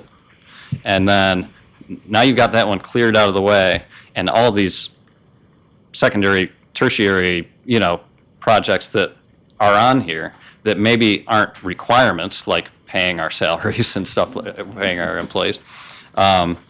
We can prioritize knowing that this part's already funded, and so those funds aren't available to us anymore to consider. Would that work for the board?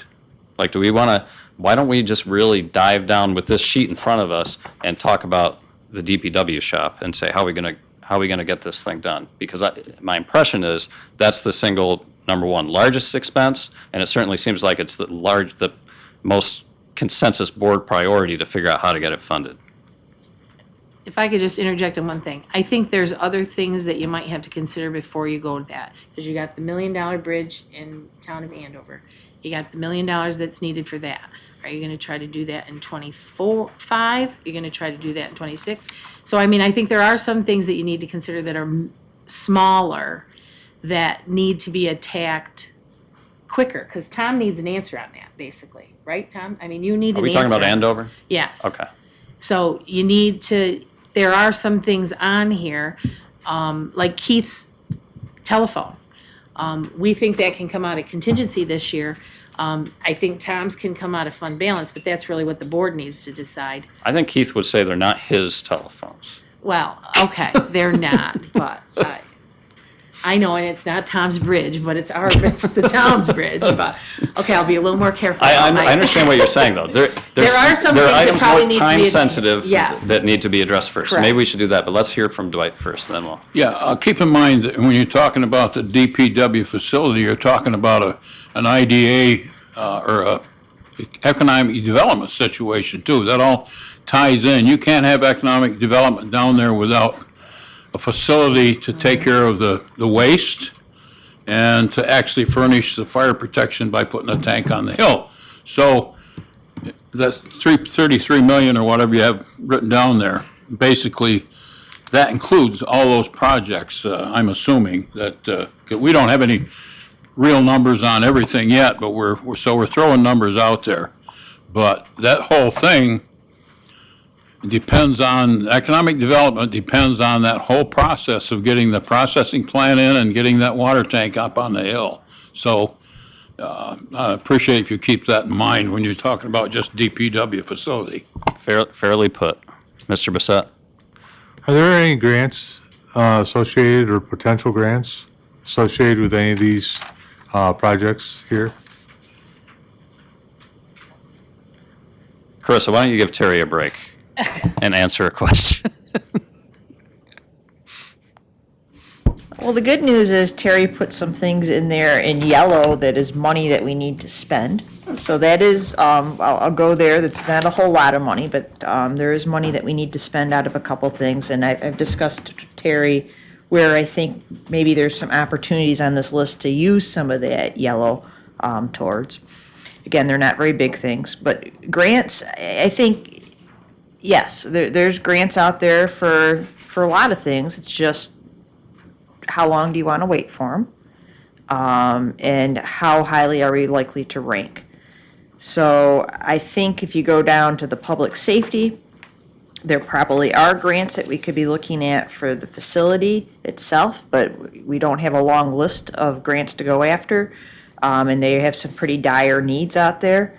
That facility is 20 years plus. It's lived in 24/7. Their cameras and the computers that operate the cameras are 20 years old.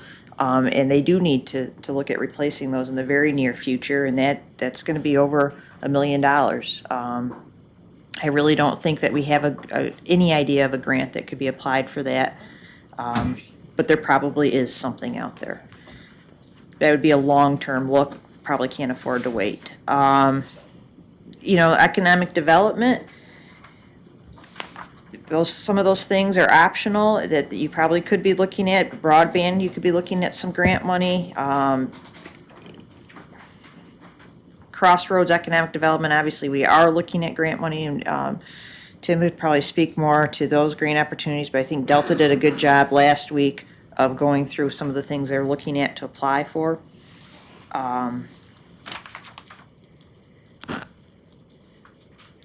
After that, it gets a little bit more skimp, so.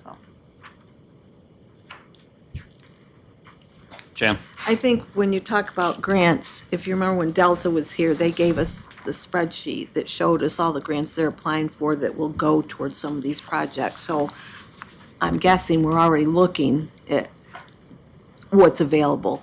And Right. if there's, and I had asked the question that if any of these fall through, and they said they're always looking for new ones.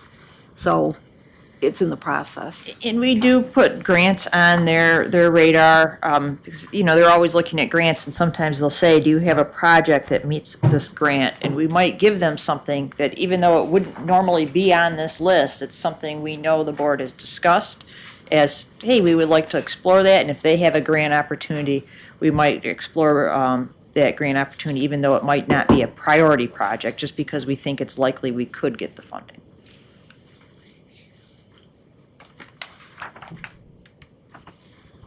So we're going off script a little bit, Terry, but since it was your suggestion, do you want to pivot and start talking about some of the items on this list that you think are most time sensitive, and we can start talking those out? Well, I think a couple things, if you go on the first page, some of the things that we have numbers for that are budgetary concerns for '26. We have MTS funded through '25. We really need to put that in the budget for '26. So that's $1 million hit for next year. I think some of the other things, the jail, Carissa mentioned the jail. You really do need to figure out what you're gonna do with that facility, and moving forward on that. You've got not only the Black Creek security system, which is estimated overall at $1.4 million just for the Black Creek portion of that. You've got the roof, the windows, the fire alarm. You also have that prime care contract that might save us a couple $100,000 if we look at that. You also have the food contract that is unknown. Right now, we know what those costs are to run the food out of the jail, but I'm not sure where that's going otherwise. The other ones are budget concerns with some of those departments. Obviously, the emergency management is different, and if there's a facility going to be discussed with some of that. And then if you go into Public Works, I think Tom needs really an answer on that Andover Bridge. I think that's a priority, whether we do that, how we do that in '24. Based on the information that Tom has released on that. The facility and the Friendship Shop rehab, I think, are two different projects at this point. My understanding is the Public Works facility, the package plant and the sewer is for that facility only. It's not built big enough for economic development at that site. That's why economic development has under them water and sewer line at Crossroads. So that's why that was split. This is strictly for Tom's needs and a little bit.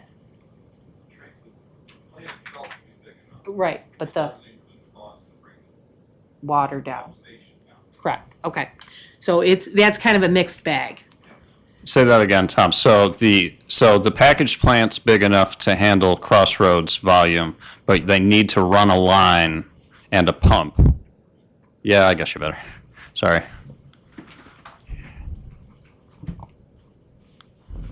Hunt's designed both, but we split it with not knowing where we had funding for. So to precipitate, be able to do the DPW facility and transportation or whatever else, we've sized the package plant. It is expandable, but for initial, what we've said at Area 51 plus our facilities, that's what the plant's included in. Then we split that project, the force main collection system around 51. We've kind of separated out, so we can go after grants for that, or if we can get development to pay for that. So yes, there is two pieces there. Yep. Okay. So I think on Tom's, on the Public Works list, those would be the two priorities, I believe.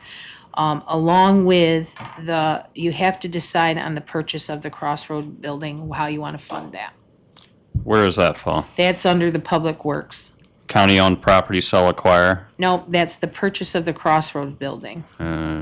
Middle, maybe. Oh, I see it. I see it. Okay, that's not funded right now. That is not funded right now.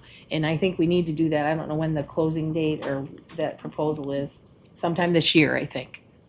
So we're gonna have to decide on that. So I think there's three little priorities on, not little, but there's three priorities on Tom's. Probably On that Public Works. demo, I think we owe Right. code an answer on the demos. I believe at least a couple of them, although I don't expect them to be a huge expense, they are an expense. And we have some money from tax foreclosure for the Davenport and the Sherman Street. So we've got those pretty much covered. But if you want to do something else with the other ones, they're always on the list. And I would guess down in Ways and Means, telephone system is one that, Telephone system is one that needs to be this year.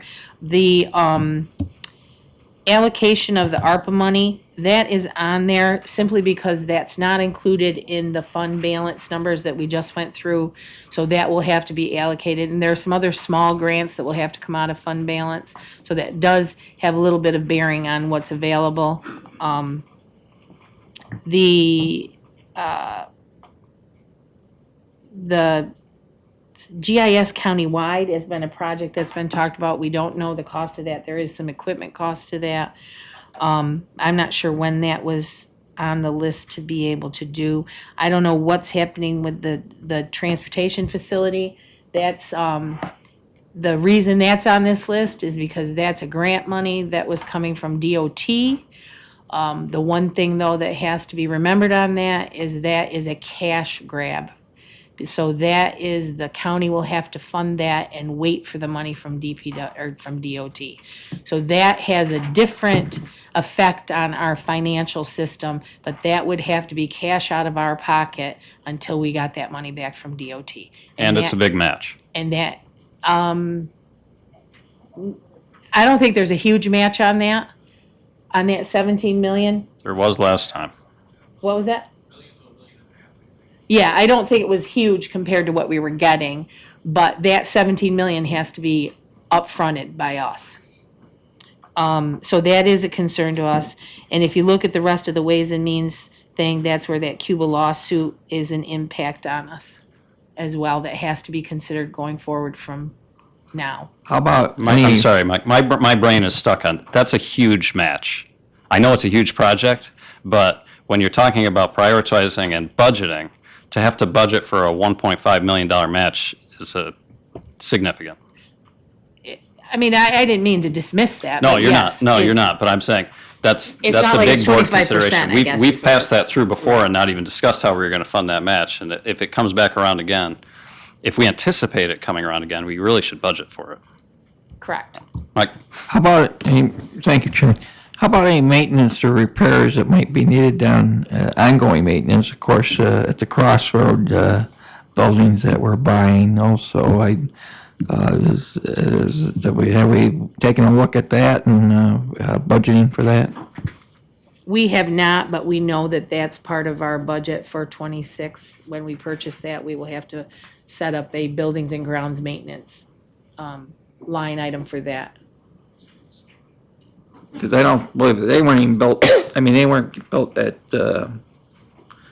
government specifications, so they I might have no require a little comment on more that. work than we anticipate.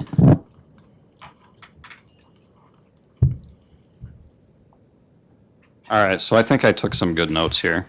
So can you just tell me where we are with these? The Andover Bridge, that went through Public Works already, right? It got pulled? Oh, it's on For today. today, depending on what you want to do, yeah. Okay. So, no need for deep discussion on that, but I think where it was left in my head was you were going to discuss with Andover whether or not they could cover the increase in their match? And they will? Okay. So that one sounds like it's probably going to solve itself, right? I would expect the board's going to support that. Crossroads, I don't know how public knowledge this real estate transaction is. Is this Oh, you approved it. Didn't they approve it? pretty public at this point?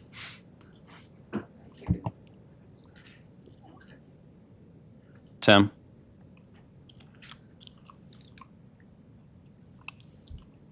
The board did take action to approve the discussions with that. The IDA has publicly announced that we're in discussions for the transfer of that property. So that is moving. Okay. All right, so it's my I'm just trying to check boxes here, just for sanity's sake. I don't anticipate any significant board opposition to purchasing the Crossroad property. Does anyone disagree? I don't know if, Can I just, yeah. on some of these really expensive projects, is there any way to spread the cost from over more than 1 year so it's not as big a hit in 1 year's budget? For budgeting it? Yeah, I mean, I think that if you get the, like, for instance, if you were, the Black Creek thing, $1.2 million. If they can give you a cash budget for how that would be, you would be able to determine if you need to put 500,000 in next year and 500,000 in the following year. You could do that project like that. There are options if we're allowed that. So even the Crossroads building, is that something that IDA would consider so we don't have to give them all that money up front? I mean, if Well, we can't if take a mortgage out, so it's a little bit different on our end. You can't take a mortgage. It's not like you can take a mortgage and pay some of it. They would have to agree to some kind of a different arrangements, which I don't know as you want to.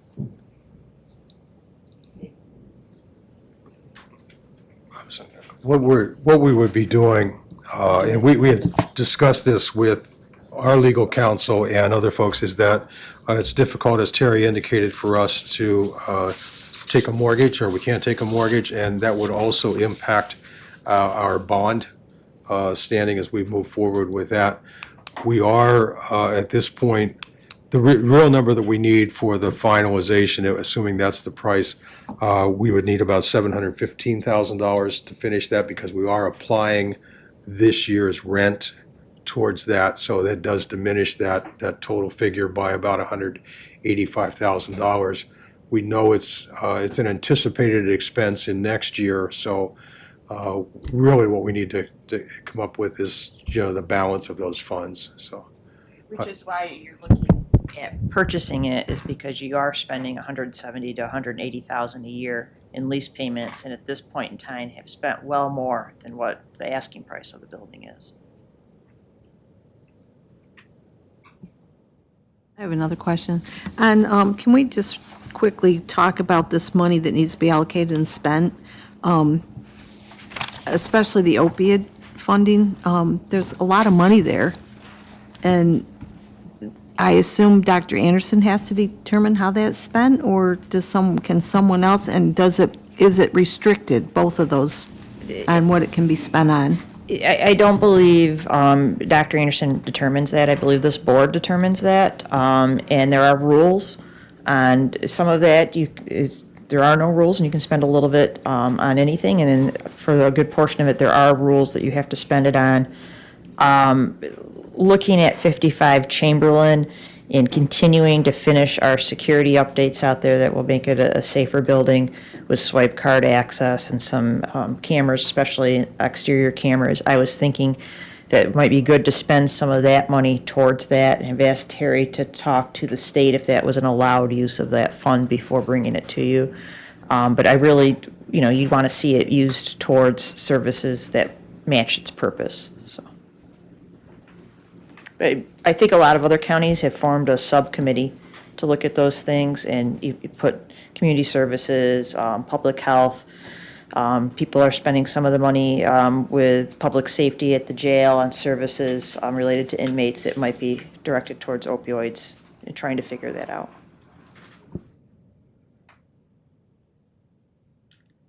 So regarding land bank, if the board determines it wants to go through with a purchase, not land bank, excuse me, Crossroads, purchase of the Crossroads, that's coming out of fund balance, correct?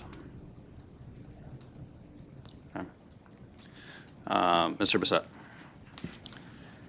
Have we, the third floor, is that projected on here? To update third floor for office space? The third floor is on here. It's under the Public Works section. We allocated $100,000 of ARPA money in there that has to be spent by December of next year. So there is like seed money. I think there was $15,000 left from a prior project for that third floor, so there's about $115,000 that there's money to do something with that third floor. It determines on what you decided to do with it and if we need more of that. So there is some seed money there that has to be spent by 12/26. Thank you. Yep. You're welcome. Design work's done on that, right? Or a design was done, was it not? I thought we saw plans once. We liked an idea. We had an idea that we liked for conflict defender that would mirror the public defender space, right? Very similar square footage on the other side of that courtyard. And we had an estimate given to us, I believe, by Hunt, but we never did anything further than just a rough estimate. There are no designs.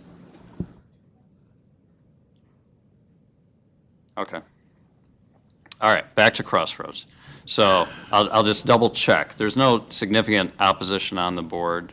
And I don't mean individual significant opposition, but there aren't 8 people in this room that are going to oppose the purchase of that property, right? So, Dwight?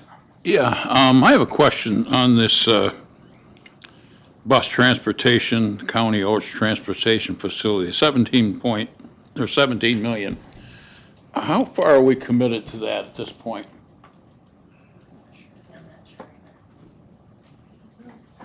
We'll get back to you on that. and I apologize, but we've had so many projects and so many grants and resolutions, I have trouble keeping them straight without a cheat sheet in front of me, so we'll figure out where we are on that. So, are we committed at all then? Do we know? I mean, I remember We were awarded it, but I don't know if we've accepted it and appropriated it. I don't believe we've appropriated it. We have not appropriated any of that. Yeah, I don't know if we formally accepted it or signed the grant award. That's my question. When we took this project on, the bus transportation obligation on our part, it was supposed to be a pass-through. So if I look at $17 million and we have to borrow $17 million or come up with it to fund this thing over the next however long it takes to get your money back, that's costing us, and it's gonna cost us a lot. So I guess where I'm at with this, I don't see any way we should even be exposing ourselves to that kind of obligation.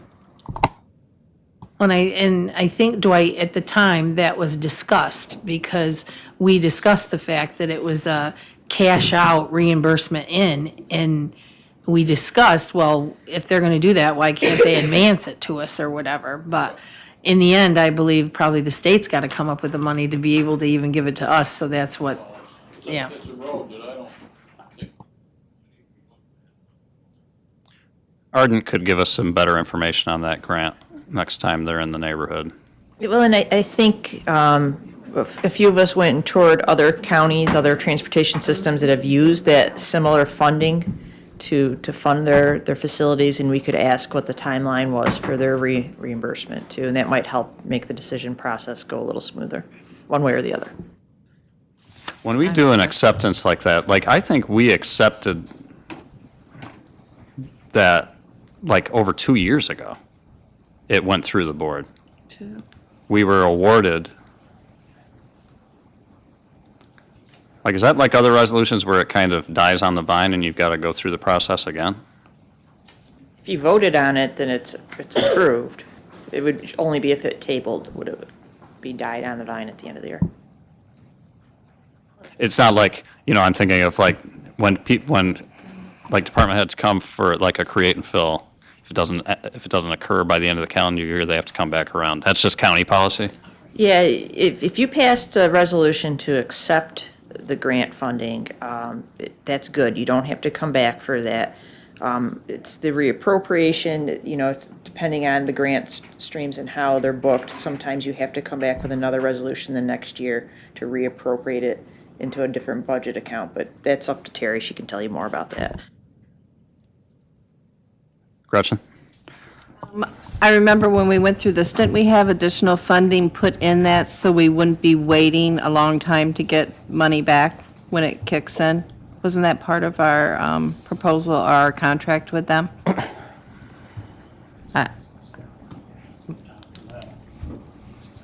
I don't recall that conversation, Gretchen, about Was it extra the money. county that would step up and other partners would kick in more money to make sure? No, that was for the Oats Yeah. program. Okay. This is different. All right, That I'm was for sorry. the Oats line. Yeah. Okay. The advantage to this was co-locating it with a new DPW facility. All right, Might mean that you would have to build less in the DPW facility with local share, because you might be able to use some of the bays in the bus transportation facility to do DPW work in.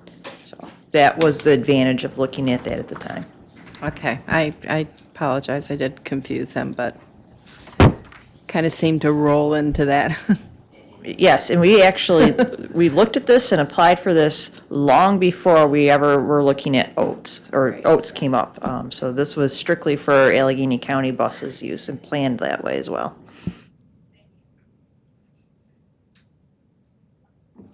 But we're not looking at that now? Is that my understanding, that we're no longer Oh, tying no, it? we're all still actively looking at it until you tell us to stop.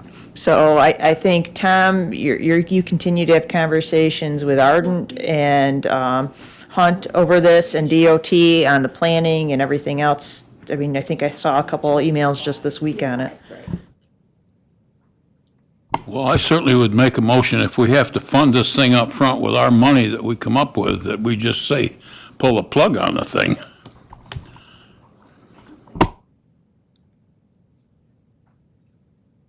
I'm agree with Dwight because I'm really concerned about that match of 1.5 million. We're tying up our money into this where we are going to have so many other needs where that money could go, and that's my concern. Let's, all right, so is that a second? Yes. Okay, all right, so. Yeah, for discussion. So my only recommendation would be give Arden a fair fight in this thing. We're doing a little speculating on this, and we don't really have the resolution in front of us that we passed in the first place. If we want to make it an agenda item, yes, Chris? I really suggest that we have further conversations about that, please, because that would affect the design of the DPW building. So I think the two are tied together. That is, who does Arden even report to? Ways and Means? Ardent doesn't report to anyone other than they are an independent contractor that's managed Who do through they my come talk? office. Who do they come talk to? They usually come talk to me, but I No, think which that committee do they come talk to? Ways and Means is where all of your mobility management and bus transportation Thank stuff ends. I'm sorry. That's okay. Sorry, I didn't understand the question. So maybe can we make it Mr. Stockton, an agenda item?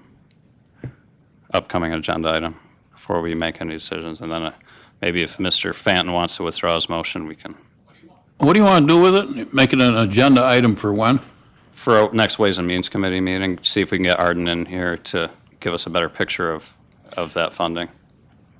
Yeah, I would withdraw the motion, but I'll support that. Okay. Does that sound good, Mr. Stockton? Start talking about it again. All right, let's get back on track here. So it sounds like, of those, telephone, I think, it's something we've got to do. I don't see any anticipation of not getting board approval to use fund balance for that. Same with the Crossroads building, same with now, just my only clarifying question for the Andover Bridge. That funding's not going to come out of a capital account. That's going to come out of fund balance, the difference, the increase? Yes, because when the bridge was proposed, it was proposed at a lesser amount in 2019. So it needs additional funding in the capital, which has to come So from we got to transfer general. from fund balance into the capital. Correct. Yeah. Yeah, Tom?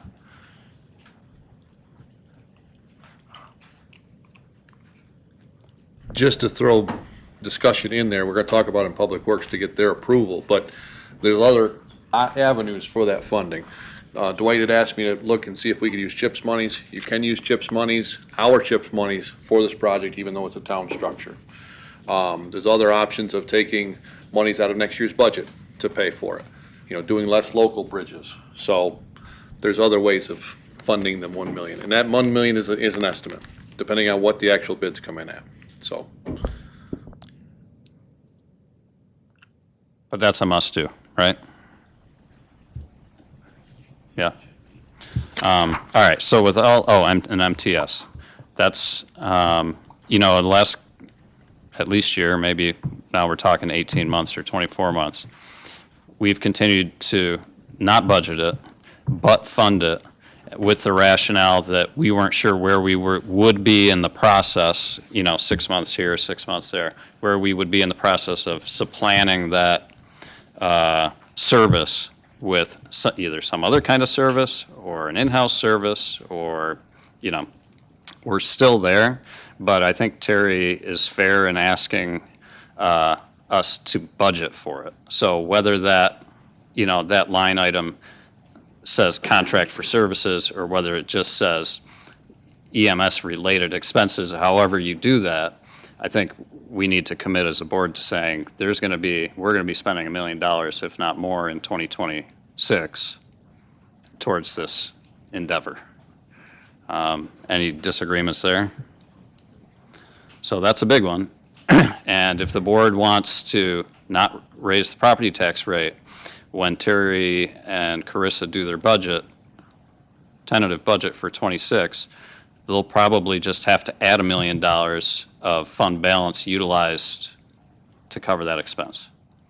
There's a wrinkle in there too related to that state legislation about EMS-related expenses applying to the 2% cap, which will take some accounting wizardry that the board is not prepared to, doesn't care to, I guess, I don't personally care to get down in the weeds about how best to account for that. And I don't even know if the governor signed it, or if she's going to sign it, but are we agreed? Right, if they decide that that's not part of the cap, then you just do your cap without that $1 million in there. So That's you simple would, enough. yeah, you would just have, you wouldn't, your levy might be $32 million, but only 31 is related to the cap or whatever it is. Now, it would be nice if we could utilize as much of our county expenses as possible to fall into that category, which I would include a lot of our emergency management expenses could fall into that. I haven't seen any language on what exactly would be considered an EMS-related expense or not, but Well, and I'm sure when they give us we have to fill out paperwork for that cap, they'll probably have sections that'll be about what the EMS and what we're allowed to take and what we're not. So I'm like assuming the that'll all be salaries done. of all of the public safety committee members. Right. All right, so. with- Mr. Chairman, can I just Yeah, ask yeah. on the MTS? It's not on here, but well, I guess it is, but, so that kind of brings us back to where are we with getting our certificate of need? And what are we doing for the county? Because I was under the impression originally that if we were able to get our own, it would reduce how much we would have to pay MTS. And we haven't really talked about it in quite a while. And I- that certainly would be a funding issue. I don't think it will reduce the amount that you pay MTS. It just opens up your options to have your own ambulance service or contract with others and be able to say in the contract what you want them to do because you have the CON, you own that. You are more the decision maker in the process of how ambulances roll out and what areas they cover. I don't know that it's going to save you money. You probably would spend more money if you were to do things like have your own ambulance service. We have not yet applied for the CON. I know we've done a lot of research. Allison has our outside counsel that's an expert on it, ready to go. But we don't have a decision from this board what model you want to take, and we need that to put in the CON. So, if we're happy to just have a CON and contract out with MTS or some other vendor, we'd probably do an RFP, then we need to know that so we can put that in the CON. If the county wants to buy ambulances and run ambulances, we need to know that. Or if you want some hybrid method where you have a fly car and a contract, we need to know that. We just need a decision from the board on that, and then we can apply for the CON. Well, we're not going to give it to you. Apparently, because it's been 3 years now. There is, at least personally, I feel as though we have pretty good coverage right now in this county, and those may disagree. But, we'll have to do something, but it is not as an emergent a situation now as it was when MTS first came to us, however many years ago, 3 years ago, which is a luxury because we can take our time to make a good decision. I think you've done an excellent job of bolstering the system we have by working with MTS and working with our Office of Emergency Management, which we renamed to really invest in education and recruitment. And I think we're a lot more solid ground now than we were a few years ago, despite having volunteers. Volunteers everywhere, we're reducing volunteers, but I think we've done a good job on keeping this stable and really making sure we have a good security net and ready to act if we need to. I'm sure Mr. Havey had planned on anyway, getting that back on the front burner and talking about which direction we're going to go. But it's probably a decision that will need to be made, at least the broad strokes for budgeting purposes for 26 anyway. So, yes, Mr. Havey.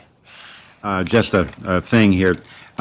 We continue to work on this. It's not like it's not been an active subject.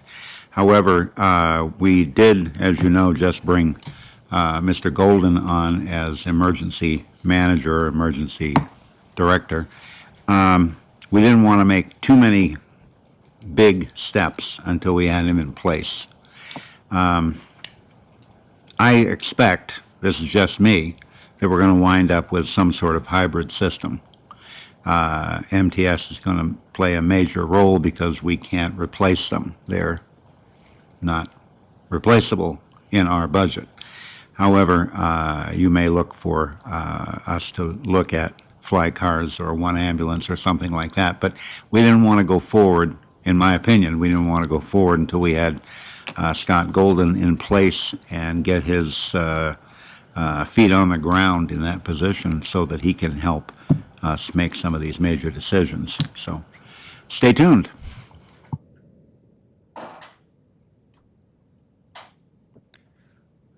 All right.